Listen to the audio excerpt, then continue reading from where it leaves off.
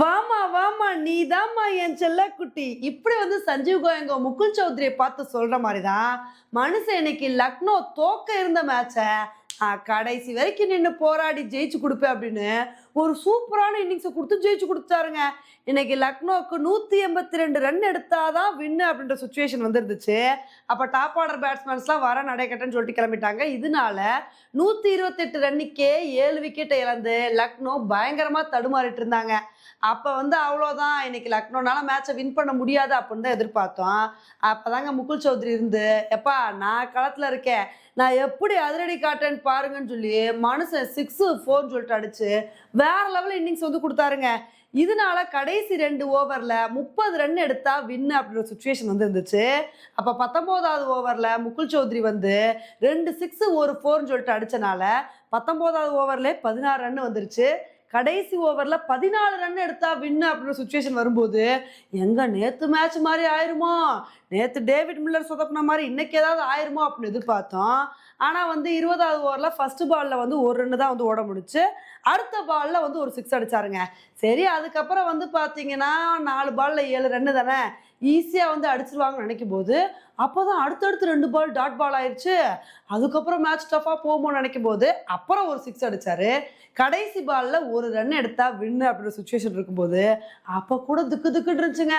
பால் வேற சரியா கனெக்ட் ஆகல, இருந்தாலும் நாங்கள் குடு குடு குடுன்னு ஓடியே 1 ரன் எடுப்போம்னு சொல்லிட்டு கடைசியில் 1 ரன் எடுத்து இந்த மேட்சை 3 விக்கெட் வித்தியாசத்தில் லக்னோ வந்து வின் பண்ணிட்டாங்க. இந்த ஒரு மேட்சை லக்னோ இவ்வளோ தூரம் கொண்டு போய் வின் பண்ணிருக்காங்க அப்படின்னா இதுக்கு காரணம் முகுல் சௌத்ரி மட்டும்தாங்க. ஏன்னா அவர் வந்து வேற லெவல் பேட்டிங் பர்ஃபார்மன்ஸை கொடுத்து மனுஷன் ஹாஃப் செஞ்சுரி அடிச்சு அசத்திருக்காரு. இதுல வந்து பார்த்தீங்கன்னா 7 6 அடிச்சு பட்டை கிளப்பியிருக்காப்ல. அப்போ எந்த அளவுக்கு ஒரு சூப்பரான பர்ஃபார்மன்ஸை கொடுத்துருப்பாரு அப்படின்னு சொல்லிட்டு நீங்களே யோசிச்சு பாருங்க. ஏன்னா இன்னைக்கு லக்னோ 182 ரன்னை வந்து எடுக்கணும் அப்படின்றப்ப ஸ்டார்டிங்ல இருந்து நல்ல ஒரு பேட்டிங் பர்ஃபார்மன்ஸ் வந்து கொடுக்கல.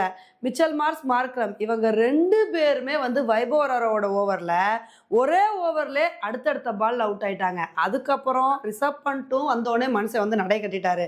அப்புறம் வந்து பார்த்தீங்கன்னா நிக்கோலஸ் பூரான், அப்துல் சமாதுன்னு சொல்லிட்டு அடுத்தடுத்து விக்கெட் போச்சு. ஆயுஷ் போதானி ஒரு நல்ல இன்னிங்ஸை கொடுத்து ஹாஃப் செஞ்சுரி அடிச்சாரு. அவர் நம்பிக்கை தர மாதிரி அடுத்து விளையாடுவார்னு பார்த்தா அவரும் ஒரு கட்டத்தில் அவுட் ஆயிட்டாரு.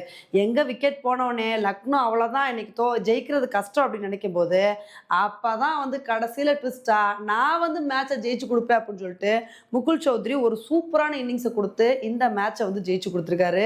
உண்மையிலே சஞ்சீவ் கோயங்கோ இன்னைக்கு செம்ம ஹாப்பியாக வந்திருப்பாருங்க.